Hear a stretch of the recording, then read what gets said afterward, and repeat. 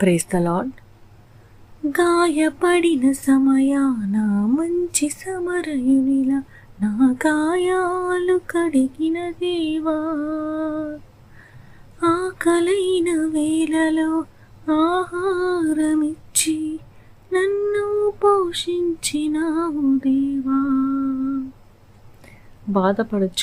బాధపరచుబడు వారికి ఆయన న్యాయము తీర్చును, ఆకలి గొనిన వారికి ఆహారం దయచేయును.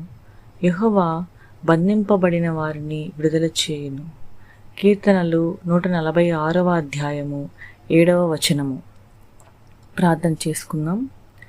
ప్రేమ స్వరూపి ప్రియమైన యేసయ్య, మా కోసం గాయపడిన మీ బంగారు పాదాలకు స్తోత్రాలు తండ్రి. యేసయ్య, గడిచిన కాలమంతా, గడిచిన ఉదయమంతా కాచి నీ రెక్కల కింద మమ్మల్ని భద్రపరిచిన విధానానికై నీకు స్తోత్రాలు తండ్రి. యేసయ్య, అయ్యా, మేము ఎన్నో బాధల్లో ఉన్నాం తండ్రి. మనుష్య వలన బాధింపబడుతున్నాము, మోసాలకు నిందలకు గురవుతున్నాం. యేసయ్య, మాకు సహాయం చేయమని అడుగుతున్నాం. మమ్మల్ని బాధించు వారి బారి నుండి మమ్మల్ని తప్పించండి తండ్రి.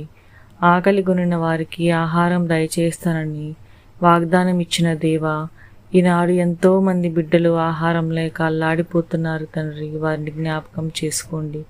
అనాథలు, వృద్ధులు, దిక్కులేని వారికి అనుదిన ఆహారం ఇచ్చి సహాయం చేయమని వేడుకుంటున్నాం తండ్రి. యేసయ్య, మీకే స్తోత్రాలు తండ్రి. హల్లెలూయా.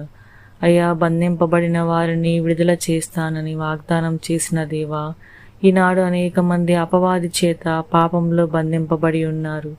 వారిని విడిపించమని అడుగుతున్నాం తండ్రి. మీ సన్మార్గంలో నడిపించండి తండ్రి.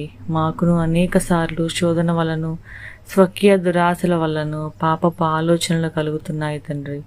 మా హృదయాన్ని మేము శుద్ధి చేసుకుని మీలో ఉండులాగా సహాయం దయచేయమని అడుగుతున్నాం తండ్రి.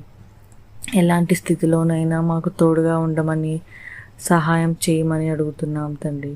యేసయ్య, ఈ కొద్ది విన్నపములు నీ పాద సన్నిధికి చేర్చుకొనమని యేసయ్య అతి పరిశుద్ధ నామంలో మిక్కిలి వినయముతో అడిగి వేడుకొని పొందుకొని ఉన్నాము మా పరమ తండ్రి. ఆమెన్.